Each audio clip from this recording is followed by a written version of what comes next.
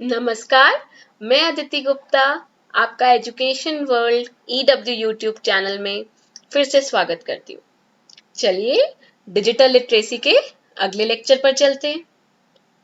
पिछले लेक्चर में हमने पढ़ा था आउटपुट डिवाइसेस, जिसमें हमने पढ़ा था मॉनिटर होता है, प्रिंटर होता है, ऑडियो आउटपुट होता है और प्रोजेक्टर होता है। और इसमें से हमने डिटेल में मॉनिटर और प्रिंटर कवर कर लिया था। हमने मॉनिटर में पढ़ा था कि मॉनिटर 1897 में कार्ल फर्डिनेंड ब्रॉन साइंटिस्ट ने डिस्कवर किया था, जिसका मेन मोटिव था कि जो इंफॉर्मेशन कंप्यूटर के अंदर है वो हमें स्क्रीन पे नजर आए। फिर हमने पढ़ा था कि ये 3 तरीके के मॉनिटर होते हैं। Number 1 cathode ray tube monitor, number 2 liquefy crystal display monitor, number 3 light emitting diode monitor. ये 3 मॉनिटर्स हमारे पास, ये सीआरटी हैं, फिर हमारे पास एलसीडी मॉनिटर आए, फिर हमारे पास एलईडी मॉनिटर आए। हमने नेक्स्ट पढ़ा था प्रिंटर। अगर मैं जो इंफॉर्मेशन कंप्यूटर के अंदर है मैं अपने हाथ में पकड़ना चाहती हूँ वो information in the form of papers, तो हम क्या करेंगे, प्रिंटर से अटैच करेंगे और वो डेटा हमारे पास बुक में, हम लोग फिर आगे बुक बना सकते हैं, उसकी पेजेस की फॉर्म में हमारे पास वो प्रिंट होके हमारे हाथों में आ जाता है। हमने ये पढ़ा था कि प्रिंटर 2 तरीके के होते हैं। नंबर 1 इम्पैक्ट प्रिंटर, जिसमें प्रिंटर और सोर्स का डायरेक्ट कांटेक्ट होता है। फिर एक इस तरह से एक लाइन स्कैन करते हुए जाती है उसको, और वो जो स्कैन हुआ है वो पेपर के अंदर आ जाता है और आगे मेरे हाथ में भी वही चीज आती है। दूसरा है non impact printer. Non impact printer क्या होता है, जिसमें डायरेक्ट कांटेक्ट नहीं होता। आप अपने कमरे में हैं, अपने आगे प्रिंटर किसी और कमरे में है, आप अपने फोन की ऐप के थ्रू बस उसको स्कैन कराइए और आपके दूसरे कंप्यूटर में अपने आप ही वो प्रिंट आउट होके बाहर आ जाएगा। चलिए अब आगे चलते हैं, अगला आउटपुट डिवाइस पढ़ते हैं। अगला आउटपुट डिवाइस है हमारे पास ऑडियो आउटपुट डिवाइस।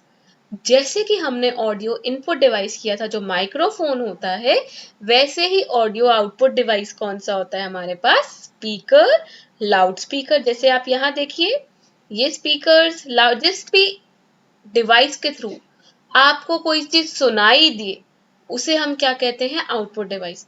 आप ईयरफोन्स यूज करते हैं गाना सुनने के लिए, ये हेडफोन्स है, आप हेडफोन्स यूज करते हैं। आप जब डीजे लगा होता है आप लाउड स्पीकर यूज करते हैं, स्पीकर्स यूज करते हैं, कोई कॉन्फ्रेंस हो, कोई इंफॉर्मेशन पीछे तक जाए, हम स्पीकर्स यूज करते हैं। तो ये सारे हमारे पास वो डिवाइसेस हैं जिनके थ्रू हम लोग डेटा सुन सकते हैं, जो कंप्यूटर से निकल के आपके सामने आएगा या किसी भी सिस्टम से बाहर निकलेगा। उसी तरह जब हम लोगों ने कंप्यूटर में डालना होता है हम माइक्रोफोन यूज करते हैं, जब सुनना होता है तो हम speaker, earphone, headphones, loud speakers, ये सारे डिवाइसेस यूज करते हैं, जिन्हें हम क्या कहते हैं, ऑडियो आउटपुट डिवाइस। तो ये टर्म ऑडियो आउटपुट डिवाइस उस डिवाइस को रेफर करती है जिसमें आप कोई साउंड प्ले करें, कोई स्पीच हो किसी की, कोई म्यूजिक हो, कोई वीडियो हो, आप उसका ऑडियो सुन सकते हैं। इसे हम ऑल्सो ये भी कहते हैं कंप्यूटर साउंड कार्ड। क्यों? क्योंकि एक ऐसा कार्ड है जिसके थ्रू हमें साउंड सुनाई देगी। अगर आप, जैसे फोन है, आप कोई वीडियो ऑन करते हैं आपको सुनाई देता है, वो स्पीकर के थ्रू सुनाई देता है। आप उसमें एक साउंड कार्ड यानी कि ईयरफोन लगा देंगे तो वो सिर्फ आपको सुनाई देगा, बाकियों को सुनाई नहीं देगा। अगर आप लाउड स्पीकर्स लगाएंगे तो ना ही सिर्फ आपको, जबकि आपके आसपास जितने घर हैं, दूर दूर तक जितने घर हैं वहां तक सुनाई देगा। अगर आप स्पीकर लगा रहे हैं, तो अगर इस तरीके के स्पीकर लगा रहे हैं आप, तो उसमें आपको सुनाई देगा और आपके 1-2 घरों में सुनाई देगा। हमारे पास different different audio output devices हैं जिनके थ्रू हमें जो डेटा हमने कंप्यूटर के अंदर डाला है हमें सुनाई देगा। तो पहला आउटपुट डिवाइस हम ऑलरेडी कर चुके हैं, स्पीकर, जिससे सबको सुनाई देगा जो आपके साथ बैठे। दूसरा हेडफोन्स, जिसमें सिर्फ आपको सुनाई देगा। एक ईयरफोन्स भी होते हैं जिसमें हमें हेड पे नहीं रखना पड़ता, सिर्फ ईयर में लगाना पड़ता है, उसे ईयरफोन कह देते हैं। और number 3 sound card. Sound card के थ्रू आप लाउड स्पीकर, आप सिंपल स्पीकर्स कनेक्ट कर सकते हैं, जिसके थ्रू हमारे पास ज्यादा रेंज में साउंड सुनाई दे सकती है।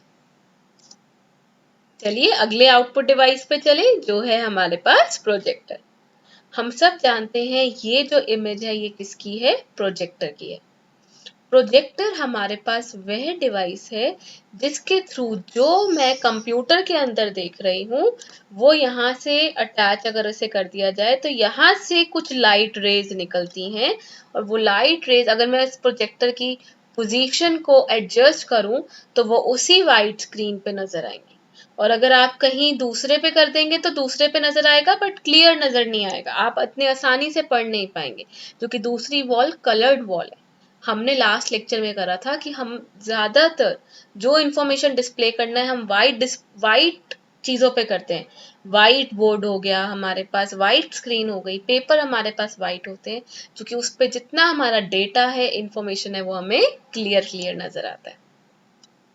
So a projector or image projector, it is an optical device that projects an image on the surface which is commonly a projection screen.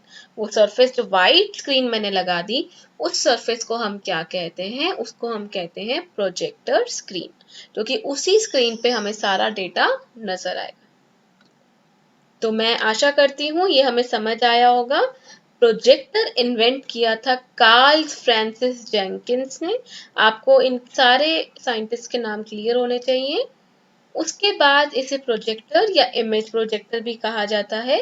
ये वह ऑप्टिकल डिवाइस है जो या तो इमेज या वीडियो या मूविंग इमेजेस, जिन्हें हम वीडियोस कहते हैं, उसको उसी स्क्रीन पे क्लियर दिखाएगा जो वाइट स्क्रीन की गई है, अगर उसकी पोजीशन को हम उसके अकॉर्डिंग सेट करें।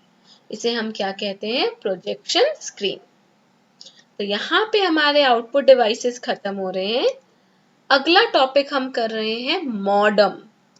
मॉडम हमारे पास क्या होता है, मॉडम हमारे पास डेटा ट्रांसफर डिवाइस होता है जो इंटरनेट के थ्रू इंफॉर्मेशन ट्रांसफर करता है डिफरेंट डिवाइसेस में, ना कि सिर्फ कंप्यूटर में, मोबाइल्स में भी और दूसरे डिवाइसेस में भी ये ट्रांसफर करता है। जैसे हमारे पास टैब्स होते हैं, कंप्यूटर होते हैं, लैपटॉप होता है, फोन्स होते हैं, इन सारे डिवाइसेस में ये डेटा इंटरनेट के थ्रू ट्रांसफर करेगा from one place to another. और एक ही टाइम पे आप उस मॉडम की वजह से, आप वाईफाई जो हमारे पास लगता है वो इस मॉडम की वजह से ही लगता है। सो मॉडो यहाँ पे हमारे पास बेसिकली मॉड्यूलेशन पर्पस, मॉड्यूलेशन होता है आप एक जगह से बहुत जगह तक आप इंफॉर्मेशन ट्रांसफर कर रहे हैं। सो कंप्यूटर्स, अगर आप टेलीफोन लाइन के थ्रू आप कंप्यूटर्स में इंफॉर्मेशन डालना चाहते हैं, फिर सिर्फ वो डिवाइस ही, कंप्यूटर ही वो सिर्फ इंफॉर्मेशन यूज कर सकता है। लेकिन आज की डेट में हमारे पास वायरलेस डिवाइसेस है जिसके थ्रू जो कंप्यूटर है, जो मॉडम है, टेलीफोन लाइन यूज नहीं करता है, वो ब्रॉडकास्टिंग सिग्नल यूज करता है जिसमें टेलीफोन लाइन नहीं यूज हो रही, और बाकी सारे लोग वो यूज कर सकते हैं, सिर्फ कंप्यूटर ही नहीं। पहले क्या होता था, सिर्फ या अगर आपको किसी का फोन आ गया तो इंटरनेट बंद हो जाता था, क्योंकि जो इंटरनेट है वो हम टेलीफोन लाइन के थ्रू ही उस इंफॉर्मेशन को ट्रांसमिट कर रहे थे। फिर बाद में हमारे पास क्या आया गया, हमने वायरलेस मीडियम क्रिएट किया जिस जो बिल्कुल ही टेलीफोन लाइन के इंडिपेंडेंट था, बिल्कुल टेलीफोन लाइन पे डिपेंडेंट नहीं था, जिसके थ्रू डिफरेंट डिवाइसेस एक टाइम पे कनेक्ट हो सकते हैं और वो सारे अपना अपना काम अलग अलग कर सकते हैं। जरूरी नहीं कि एक ही काम होगा सारे डिवाइसेस पे, अलग अलग काम होंगे। So data transfer devices allow information to be send and receive from computers. सारे कंप्यूटर्स इंक्लूड करेंगे मॉडम, जो सिर्फ इंफॉर्मेशन टेलीफोन लाइन के थ्रू ही करेगा, और इन केसेस में वो दूसरे मोबाइल से कनेक्ट नहीं होता था। सिंपल कंप्यूटर्स जो सीआरटी मॉनिटर्स थे वो इस तरीके के मॉडम यूज करते थे। तो इन मॉडम्स में सिर्फ जो डेटा इंटरनेट जा रहा है वो सिर्फ उसी कंप्यूटर में जाएगा। अगर मैं फोन यूज कर रही हूँ, मैं चाहती हूँ उसका डेटा यूज करना, तो मैं नहीं कर सकती, क्योंकि ये हार्ड वायर था, ये वायर्ड के थ्रू कनेक्ट होता था। अगर वायर हिल गई तो भी इंफॉर्मेशन डिलीट हो जाएगी या आपको प्रॉपर इंटरनेट नहीं चलेगा। फोन आ गया तब भी वो डिस्कनेक्ट हो जाएगा। तो इन्हीं डिसएडवांटेजेस के कारण हमारे पास वायरलेस मॉडेम्स आए, जो एक ही टाइम पे डिफरेंट डिवाइसेस को कनेक्ट करते हैं और हर डिवाइस अपना काम इंडिविजुअली कर सकता है without depending on another. So a data transfer device has a maximum data transfer rate, और जितना हमारे पास मैक्सिमम होता है वो कितना होता है 56,000 बिट्स पर सेकेंड, जिसे हम BPS लिखते हैं. मैंने आपको बिट्स बताया था कि अगर मैं सिर्फ 1 बिट यूज कर रही हूँ जैसे 0 और 1, तो उसे 1 बिट इंफॉर्मेशन कहते हैं. अगर 2 बिट्स हैं तो जैसे 00, 01, 10, 11, तो 4 ऑप्शंस आएंगी. अगर मैं 3 बिट्स यूज कर रही हूँ तो 2 की पावर 3 8 ऑप्शंस आएंगी. उसी तरह ये 56,000 बिट्स एक सेकेंड में प्रोड्यूस कर रहा है मैक्सिमम डेटा. इसका मतलब कितने तरीके से हमारे कंप्यूटर में डेटा स्टोर हो सकता है? 2 की पावर 56,000. आप सोचिए कितनी बड़ी टर्म होगी ये. 2 को आप 56,000 टाइम्स मल्टीप्लाई कर रहे हैं. सो डेटा ट्रांसफर रेट बिट्स पर सेकेंड में स्टोर होता है, जिसे हम BPS कहते हैं, बिट्स पर सेकेंड. तो आज के लेक्चर में हम इतना ही करेंगे. अगले लेक्चर से हम अगले टॉपिक पे बढ़ेंगे जो है माइक्रोसॉफ्ट वर्ड.